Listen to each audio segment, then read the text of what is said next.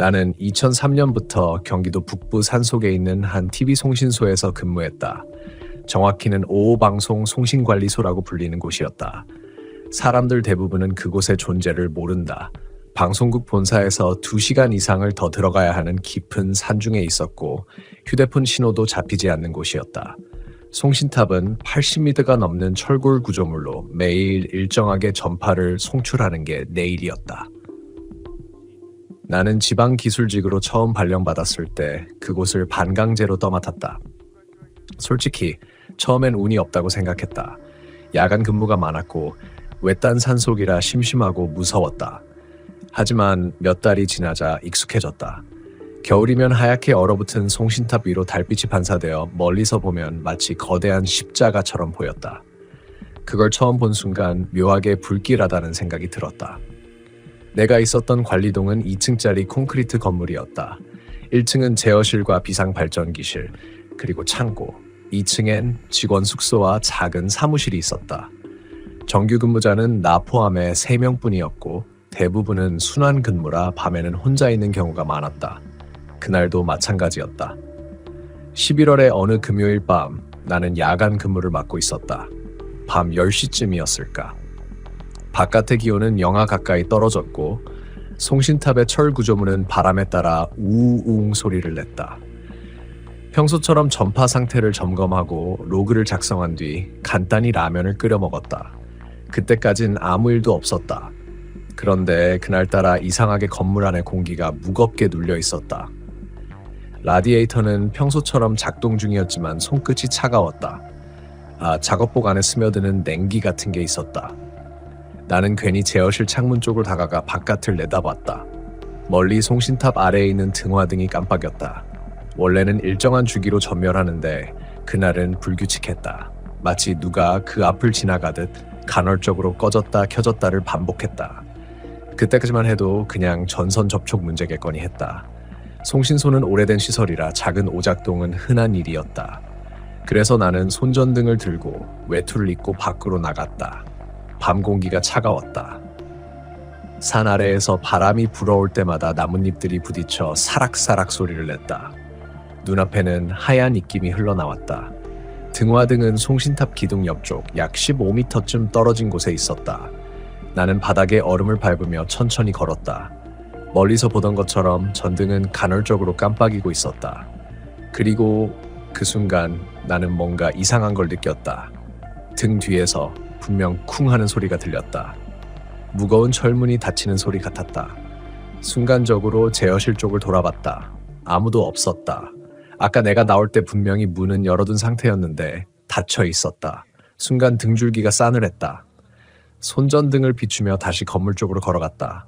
문 손잡이를 돌리자 잠겨 있었다. 설마 자동 잠금? 아니, 그런 시스템은 없다. 우리 송신소는 수동식 문이었다. 나는 잠시 생각하다가 혹시 다른 직원이 돌아온 건가 싶었다. 그래서 노크를 했다. 누구세요? 안에 계신가요? 대답이 없었다. 문 유리창 너머로 안을 비췄지만 불은 꺼져 있었다. 아까까진 제어실에 형광등이 켜져 있었는데 완전히 어두웠다. 갑자기 뒤쪽 산에서 또각또 발소리가 들렸다. 가벼운 신발 소리, 하지만 확실히 사람이 걷는 소리였다. 나는 얼른 손전등을 뒤로 돌렸다. 그 빛이 비춘 곳에는 아무도 없었다. 심장이 쿵쿵 뛰었다. 바람 소리, 철탑의 진동음, 그리고 내 숨소리만 들렸다. 이상했다. 그날따라 바람의 방향이 일정하지 않았다. 산 쪽에서 불다가 갑자기 송신탑 방향에서 불어왔다. 그때마다 송신탑의 철골이 앙 소리를 냈다. 그 소리가 마치 사람의 신음처럼 들렸다. 그 상태로 몇 분을 서 있었을까. 문득 뒤에서 철컥 하는 소리가 들렸다. 문이 열렸다. 아무도 만지지 않았는데 문이 천천히 안쪽으로 열렸다. 나는 무의식적으로 한 발짝 물러났다. 누구세요? 그 말이 내 입에서 나왔지만 내 귀엔 내 목소리가 아닌 것처럼 들렸다. 내 말이 끝나자마자 안쪽에서 갑자기 전등이 깜빡 켜졌다. 제어실은 그대로였다. 아무도 없었다. 나는 손전등을 든 채 천천히 안으로 들어갔다. 냄새가 이상했다. 약간 탄 냄새와 오래된 곰팡이 냄새가 섞인 듯한 그 특유의 눅눅한 공기. 하지만 평소엔 그런 냄새가 나지 않았다. 그 순간 제어 패널 오른쪽의 경고등이 빨갛게 깜빡였다. 전력 공급 불안정. 나는 급히 장비를 확인하러 갔다.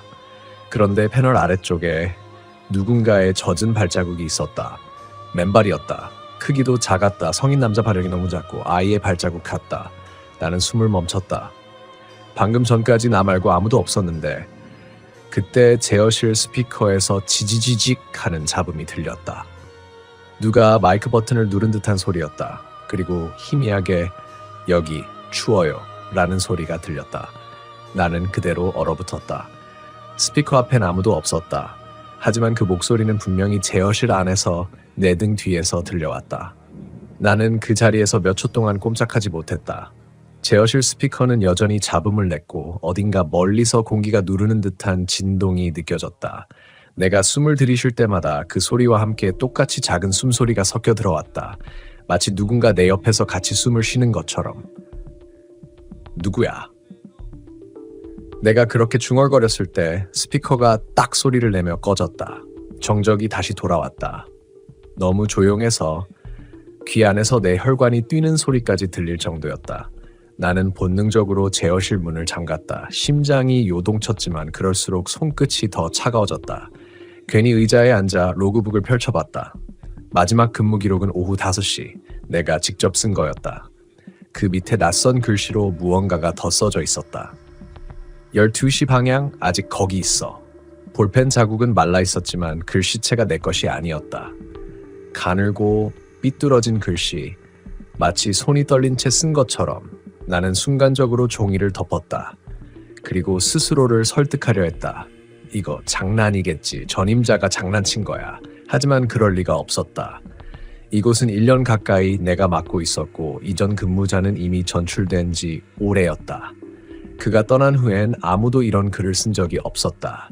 나는 책상 위에 있던 커피를 한 모금 마셨다. 식은 커피는 쇳맛이 났다. 그때 눈에 들어온 건 벽에 붙은 오래된 근무표였다. 모서리가 누렇게 변색된 종이엔 1998년 근무자 명단이 남아 있었다. 그중 한 줄이 희미하게 지워져 있었다. 누군가 펜으로 여러 번 긁어낸 듯 이름이 완전히 사라진 자리. 하지만 그 옆엔 야간 순찰 중 사고라는 작은 메모가 남아 있었다. 순간 등골이 서늘해졌다. 나는 일부러 시선을 돌리며 모니터 쪽을 바라봤다. 모니터에는 송신탑의 상태 그래프가 표시되어 있었는데 평소보다 약한 전류 파형이 찍혀 있었다. 신호가 이상하게 흔들리고 있었다. 그래서 나는 모뎀실로 내려가야 했다. 계단을 내려갈 때 바닥이 미세하게 진동하는 게 느껴졌다. 발을 디딜 때마다 웅 하는 소리가 들렸고 계단 아래로 갈수록 공기가 차가워졌다. 1층 문을 열자 발전기 냄새와 금속 냄새가 섞여 코를 찔렀다. 빛이 거의 없었다. 손전등을 켜자 먼지가 빽빽하게 날아다녔다. 모뎀실 문 앞에 섰을 때였다. 문 아래 틈으로 무언가의 그림자가 비쳤다. 움직이지 않고 그대로 서 있었다. 처음엔 내 그림자인 줄 알았다. 하지만 내가 몸을 좌우로 움직여도 그 그림자는 전혀 흔들리지 않았다. 그 순간 그 그림자가 아주 천천히 문 안쪽으로 사라졌다. 나는 그 문을 열지 못했다. 손잡이를 잡은 채 한참을 서 있었다. 손바닥이 축축하게 젖었고 손전등 불빛이 미세하게 떨렸다. 그때 내 귀에 딸깍딸깍 하는 소리가 들렸다. 규칙적으로 반복되는 마치 어린아이가 장난감 버튼을 누르는 듯한 소리였다. 모뎀 장비는 그런 소리를 내지 않는다. 나는 잠시 눈을 감았다. 착각이야. 그냥 착각이야. 그렇게 중얼거리고 문을 열었다. 안에는 아무도 없었다. 대신 장비 패널의 모든 표시등이 동시에 깜빡이고 있었다. 규칙이 없었다. 전류의 간섭 같지도 않았다. 한참을 멍하니 바라보다가 그제야 모뎀 위에 놓인 낡은 폴더 하나를 봤다. 폴더엔 비상기록 1998이라고 적혀 있었다. 나는 천천히 폴더를 열었다. 거기엔 당시 근무자들의 일지 사본이 몇 장 들어 있었다. 그중 한 장의 내용이 내 시선을 붙잡았다. 1998년 12월 13일 야간 근무 중 송신탑 점검을 나간 김 대리가 돌아오지 않았다. 오전 3시경 탑 아래에서 추락사한 채 발견됨. 시신의 자세가 이상했다. 마치 누군가 밀어 떨어뜨린 것처럼. 그날 제어실 내 스피커에서 어린아이의 목소리가 들렸다는 보고가 있었다. 손끝이 떨렸다. 페이지를 넘기려 했지만 손이 말을 듣지 않았다. 그 순간 위쪽 제어실 방향에서 쿵 하는 소리가 다시 들려왔다. 무겁고 둔탁한 철문이 3개 닫히는 소리였다. 나는 반사적으로 뛰어올라 계단을 향했다. 계단을 오를수록 공기가 이상했다. 숨이 막혔다. 마치 산소가 줄어드는 것 같았다. 위층 문을 열자 제어실의 불이 꺼져 있었다. 조용했다. 모든 장비가 꺼져 있었다. 그런데 불이 꺼진 제어실 한가운데 바닥 위에 뭔가가 서 있었다. 빛에 반사되는 얇은 형체, 마치 안개처럼 희미한 그림자였다. 처음엔 사람인지 몰랐다. 하지만 손전등을 천천히 비추자 그것이 고개를 돌렸다. 눈도 입도 표정도 없었다. 그냥 텅 빈 얼굴이었다. 나는 뒤로 넘어질 뻔했다. 그 순간 제어실 스피커가 다시 지지직하며 켜졌다. 그리고 아이의 목소리가 들려왔다. 그 사람 아직도 위에 있어요. 그 목소리가 끝나자마자 송신탑이 꽝 하는 소리를 내며 진동했다. 진동은 건물 전체를 흔들었고 형광등이 깜빡였다. 그 형체는 소리와 함께 사라졌다. 아무 자국도 남지 않았다. 나는 그대로 바닥에 주저앉았다. 그리고 오랜 시간 동안 아무 말도 하지 못했다. 손목시계를 보니 새벽 2시 47분이었다. 전기가 완전히 복구된 건 아침 6시가 넘어서였다. 그때까지 나는 제어실 문 앞에서 꼼짝도 하지 못했다. 해가 떠오를 즈음 산은 여전히 짙은 안개에 덮여 있었다. 창문 밖으로 보이는 세상은 회색이었다. 나는 그제야 몸을 일으켰다. 밤새 제어실 바닥에 앉은 채 잠깐 잠이 든 것 같다. 목이 뻣뻣했고 눈앞은 흐렸다. 무엇보다 이상한 건 어제의 흔적이 하나도 남아있지 않았다는 거였다. 전기가 완벽하게 복구되어 있었다. 모든 장비는 정상 작동 중이었고 로그에도 전력 차단 기록이 없었다.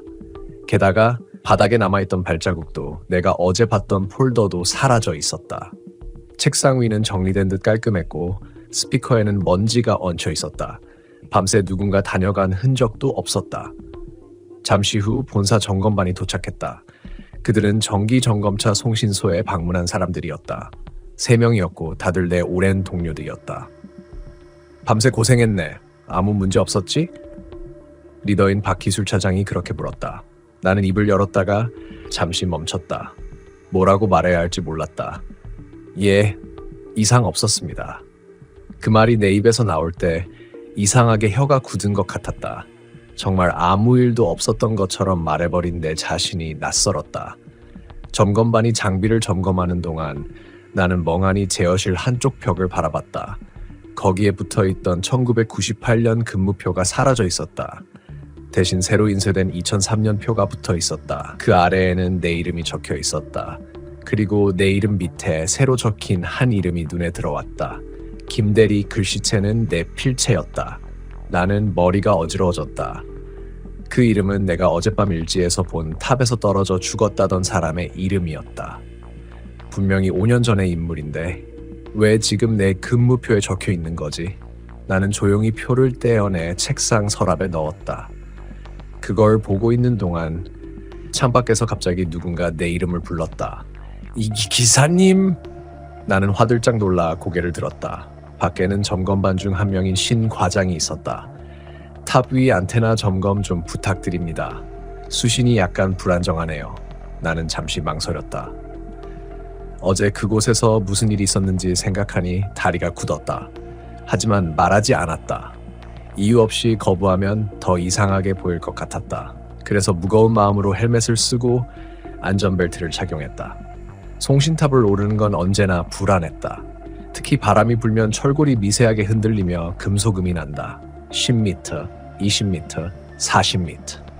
올라갈수록 산의 안개가 아래로 내려다 보였다. 그때 문득 생각났다. 어젯밤 폴더 속 일지에서 본 문장. 마치 누군가 밀어 떨어뜨린 것처럼.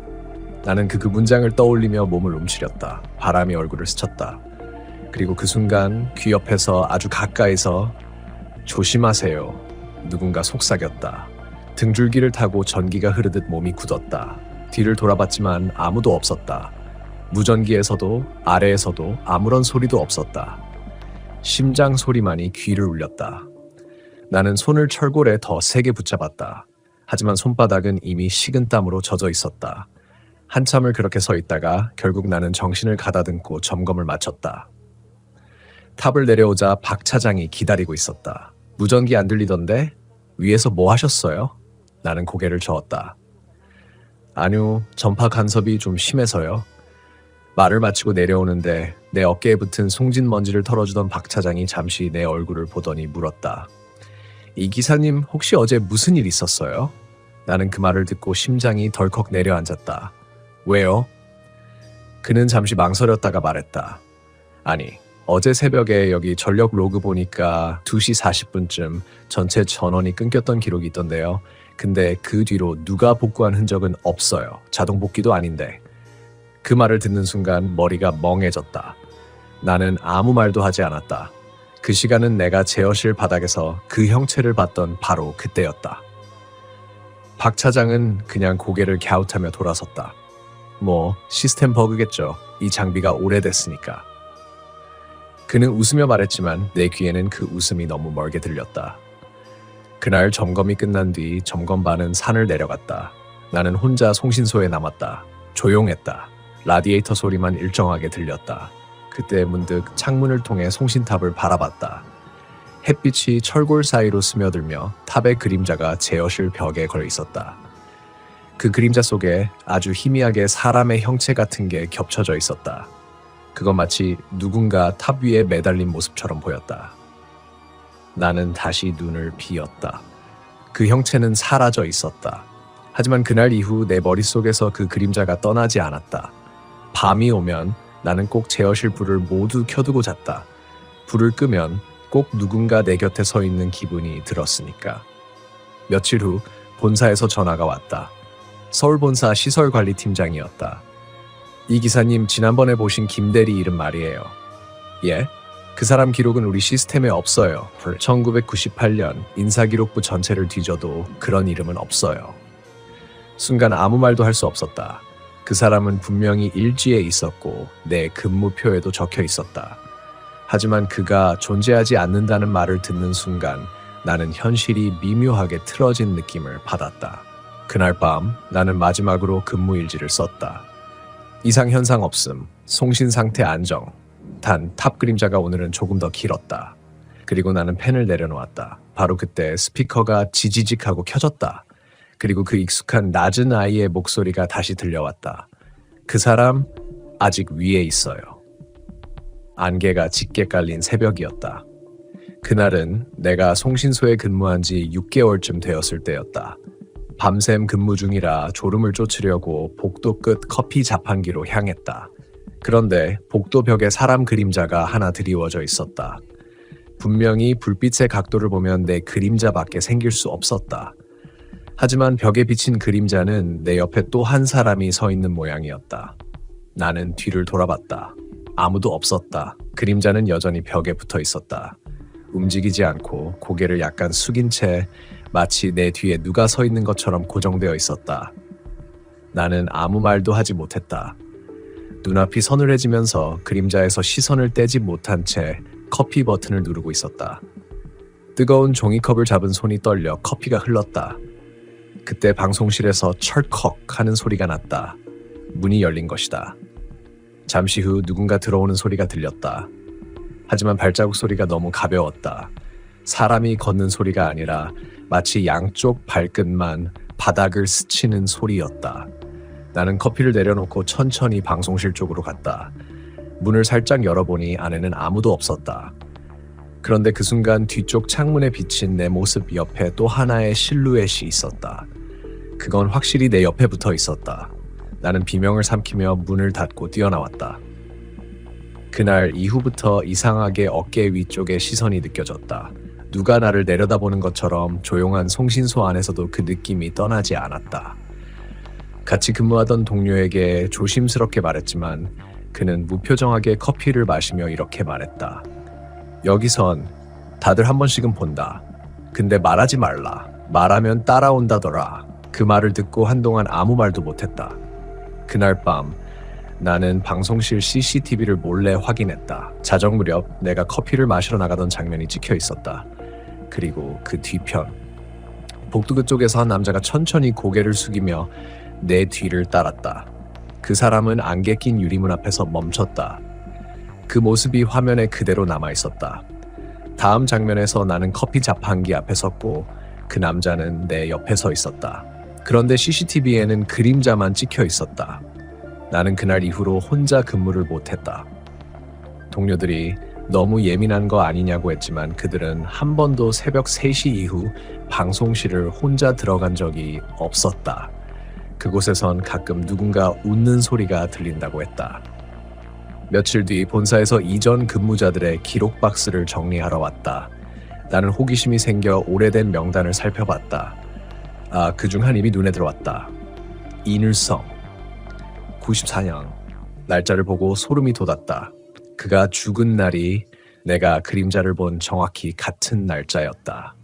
매년 그날마다 송신소 안에 그림자가 나타난다는 이야기가 있었다. 며칠 후 나는 방송실 벽면의 커버를 수리하러 들어갔다. 철제 판넬을 뜯어내자 그 안에는 오래된 사진 한 장이 붙어 있었다. 사진 속에는 4명의 남자가 웃고 있었고 그중 한 명이 바로 CCTV에서 본 그 남자였다. 옅은 미소를 짓고 있었지만 눈동자가 어디를 보고 있는지 알 수 없었다. 그 사진 뒤에는 낡은 쪽지가 붙어 있었다. 여기선 불 꺼진 뒤에 절대 혼자 있지 마라. 나는 그 쪽지를 본 후 송신소를 그만두겠다고 마음먹었다. 하지만 그날 밤 마지막 점검을 하러 가야 했다. 새벽 2시 50분. 송신소 문을 닫고 돌아서는데 내 뒤쪽 벽에 2개의 그림자가 겹쳐 있었다. 그날 새벽은 유난히 조용했다. 보통이면 송신소 장비에서 들리는 낮은 진동음, 전원팬 돌아가는 소리, 그리고 간헐적으로 삐하는 주파수 소음이 배경음처럼 깔려 있어야 했다. 하지만 그날은 모든 소리가 완전히 끊겨 있었다. 처음에는 정전인가 싶어 전력 상태를 확인했지만 모든 전원이 정상이었다. 모니터에 표시된 출력 수치도 평소와 다를 바 없었다. 단 하나, 송출 채널의 오디오 레벨만이 완전히 0으로 고정되어 있었다. 그때 스피커에서 탁 하는 잡음이 들리더니 누군가의 숨소리 같은 게 흘러나왔다. 후, 하. 규칙적으로 반복되는 호흡음, 마치 누군가 바로 마이크 앞에 서 있는 것처럼. 나는 즉시 송출 라인을 차단했다. 하지만 스피커에서는 여전히 그 숨소리가 들렸다. 마치 내 귀 옆에서 직접 들리는 것처럼 생생하게. 누구야? 나도 모르게 중얼거렸다. 그 순간 숨소리가 멈췄다. 대신 아주 낮은 목소리가 들렸다. 여기서 일하시죠? 나는 손에 들고 있던 펜을 떨어뜨렸다. 확실히 남자의 목소리였다. 낮고 들릴 듯 말 듯한 목소리. 하지만 그 말투는 익숙했다. 내가 며칠 전 명단에서 봤던 이름 인성, 그의 음성 녹취가 오래된 교육 영상에 남아 있었는데 그 목소리와 똑같았다. 급히 방송실로 뛰어가 모니터를 확인했다. 송출 신호는 차단된 상태였는데 한쪽 채널에 이상한 파형이 생기고 있었다. 그건 사람이 말할 때의 음파 형태였다. 하지만 입력 장치는 전혀 연결되어 있지 않았다. 나는 기술실 전화로 본사에 연락을 시도했지만 통화가 연결되지 않았다. 그때 모니터 화면이 잠깐 깜빡이더니 오디오 레벨이 한 줄 메시지처럼 바뀌었다. 나 아직 여기 있어요. 순간 심장이 멎는 것 같았다. 나는 화면을 끄고 의자에 주저앉아 앉았다. 그런데 방송용 스피커에서 다시 그 목소리가 들렸다.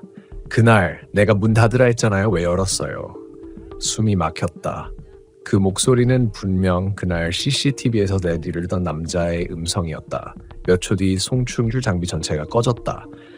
그런데 꺼진 상태에서도 주파수 신호음이 계속 들리고 있었다. 이건 말이 안 됐다. 송신소의 모든 장비는 중앙 전력선 하나로 묶여 있는데 그게 끊기면 어떤 소리도 날 수 없다. 나는 귀를 막고 복도 쪽으로 뛰쳐나갔다. 복도 끝에 있는 창문을 지나칠 때 유리 너머로 무언가가 나를 바라보고 있었다.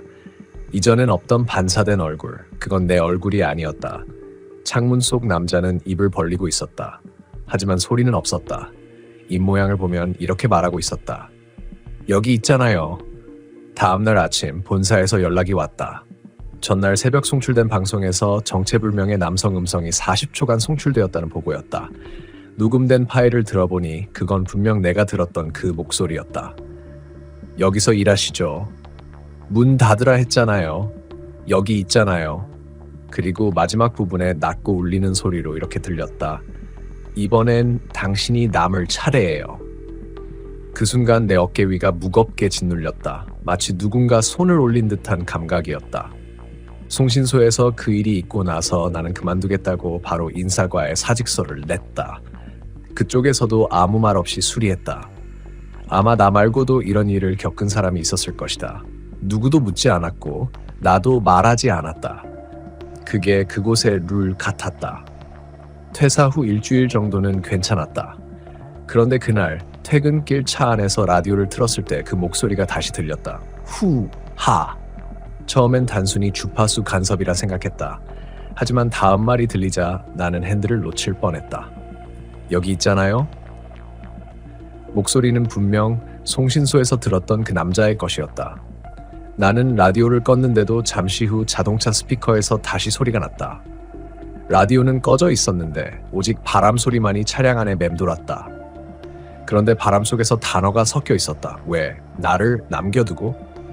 그날 이후 나는 차를 타지 않았다. 며칠 뒤 나는 도심의 작은 오피스텔로 이사했다. 아무도 모르는 곳이었다. 창문은 두꺼운 커튼으로 막았고 핸드폰은 무음으로 해두었다. 그저 평범하게 조용히 살고 싶었다. 그런데 밤이 되면 벽이 웅웅 울렸다. 마치 누군가 벽 너머에서 TV를 켜놓은 듯한 소리. 그런데 이상했다. 그 소리는 일정한 주기로 반복됐다. 정확히 58초마다. 그건 송신주기였다. 내가 예전에 근무하던 송신소의 주기와 완전히 같았다. 처음엔 착각이라 믿었다. 하지만 어느 날 밤 벽에 귀를 대고 들었을 때 분명히 들렸다. 경기도 맘날 송신소, 출력 이상 없음, 신호 유지 중. 그건 내가 매일 새벽 점검하면서 외우던 문장이었다. 그 목소리조차도 내 목소리였다. 그날 이후로 이상한 일이 시작됐다. 핸드폰이 꺼져 있는데도 진동이 느껴지고 화면에 낯선 번호가 떴다. 번호는 항상 000, 발신자는 송신소. 처음엔 받지 않았다. 하지만 5번째 걸려왔을 때 그만 눌러버렸다. 여보세요? 한참 동안 아무 소리도 없었다. 그리고 아주 작은 숨소리가 들렸다. 후하. 나는 손에서 폰을 떨어뜨렸다. 바닥으로 떨어진 폰에서 소리가 계속 흘러나왔다. 이번엔 당신 차례예요. 그때 폰 화면이 번쩍였다. 화면 중앙에 렉이라고 붉은 글자가 떴다. 녹음 기능이 스스로 켜진 것이다. 잠시 후 화면이 자동으로 재생되며 음성이 흘러나왔다. 그건 내가 송신소에서 마지막으로 했던 점검 방송이었다.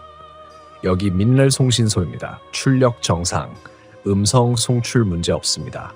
하지만 마지막 부분이 달랐다. 내 목소리가 아니었다. 목소리가 겹쳐 있었다. 남자와 나 두 사람이 동시에 말했다. 문 닫으라 했잖아요. 문 닫으라 했잖아요. 소리가 겹치며 점점 커지더니 스피커가 찢어질 듯 울렸다. 불빛이 깜빡이고 방 안 온도가 급격히 떨어졌다. 나는 본능적으로 커튼을 걷고 창문을 열었다. 찬 공기가 들이치며 잠시 숨을 고르려 했지만 그 순간 맞은편 건물 옥상에 검은 작업복 차림의 남자가 서 있었다. 그는 아무 표정도 없이 내 쪽을 바라보고 있었다. 그리고 손에 무전기를 들고 있었다. 그 무전기에서 약하게 들려왔다. 송출 유지 중. 나는 그때부터 전파의 범위를 피하려 했다. 라디오도 TV도 인터넷도 끄고 벽면에 음박지를 붙였다. 하지만 무슨 짓을 해도 밤이 되면 주파수 소리가 들렸다. 쉬익, 쉬익. 당신 듣고 있죠?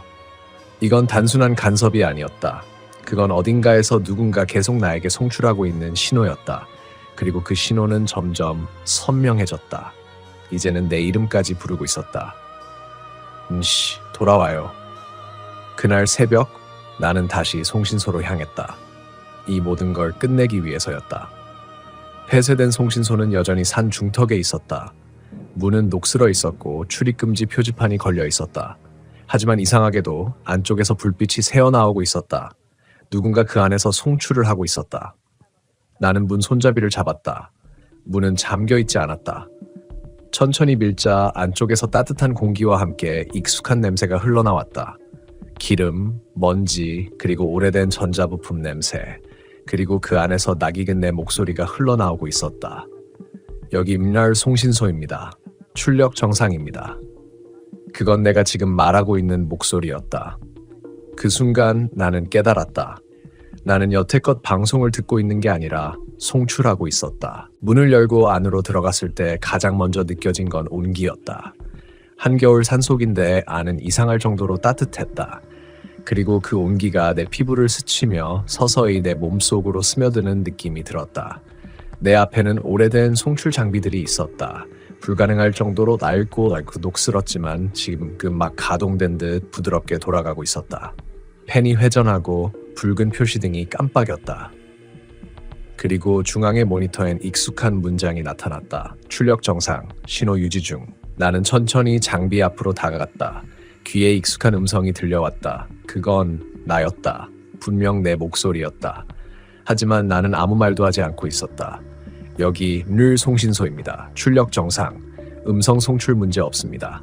음성은 계속 반복됐다. 마치 자동 녹음처럼. 하지만 발음 하나, 숨소리 하나까지 전부 지금의 나였다. 나는 모니터를 끄려 했다. 하지만 손이 움직이지 않았다. 손끝에서 전류가 올라왔다. 그 순간 화면이 깜빡이며 메시지가 하나 떴다. 대상 멈춰. 입을 열었지만 목소리가 나오지 않았다. 대신 내 입에서 낮은 주파수 같은 진동음이 새어나왔다. 쉬, 익. 그리고 그 소리가 장비로 흘러들어갔다. 스피커가 울리고 전선이 떨렸다. 내 심장 박동이 그 리듬에 맞춰 뛰기 시작했다. 그때 뒤에서 누군가의 발소리가 들렸다. 나는 천천히 돌아봤다. 그곳에는 검은 작업복 차림의 남자가 서 있었다. 송신소의 전 직원 이민성이었다. 그는 여전히 말이 없었다. 그저 고개를 천천히 끄덕였다. 그리고 내 옆에 의자를 가리켰다. 마치 이제 당신 차례라는 듯이. 나는 그를 바라보다가 조용히 의자에 앉았다. 그 순간 모든 장비의 불빛이 동시에 켜졌다. 모니터에는 새로운 문장이 나타났다. 신호 강도 100%요. 그와 동시에 내 귀 안에서 익숙한 숨소리가 들려왔다. 후, 하. 이제 그 숨소리는 내 것이었다. 그 후로의 기억은 흐릿하다. 눈을 떴을 때 나는 여전히 그 방에 있었다. 하지만 주변은 아무도 없었다. 장비는 멈춰 있었고 송출 신호는 OFF로 표시되어 있었다. 그런데 이상하게도 내 손에 들려있던 무전기에서 희미한 소리가 들려왔다. 쉬! 익! 여보세요? 여기 문날 송신소입니다. 듣고 계시죠? 그건 내 목소리였다. 지금의 내가 말하고 있지 않은 그날 송신소에서 남겨둔 내 목소리. 그 목소리가 여전히 어딘가로 송출되고 있었다. 나는 무전기를 내려놓고 천천히 장비실 문을 나섰다. 바깥은 여전히 어두웠고 멀리 도시 불빛이 희미하게 깜빡였다. 바람이 불었지만 그 바람 속에도 뭔가 섞여 있었다. 익숙한 문장. 매일같이 내가 점검 때 말하던 그 문장. 여기 민날 송신소입니다. 출력 정상, 신호 유지 중. 나는 잠시 멈춰서서 귀를 기울였다. 소리는 멀리서도 들렸다. 아마 누군가 또 다른 곳에서 송신을 받고 있는 것일지도 모른다. 나는 그제야 깨달았다. 송신은 멈추지 않는다. 누군가가 그만두면 또 다른 누군가가 그 자리를 대신한다. 그것이 이 송신소의 규칙이었다. 지금도 가끔 라디오를 켜면 그 목소리가 들린다. 여기 민날 송신소입니다. 출력 정상입니다. 사람들은 오래된 주파수 오류라고 말한다. 하지만 나는 안다. 그건 오류가 아니다. 그건 지금도 그곳에서 누군가 계속 송신하고 있다는 신호다. 그리고 그 누군가는 아마 나일 것이다.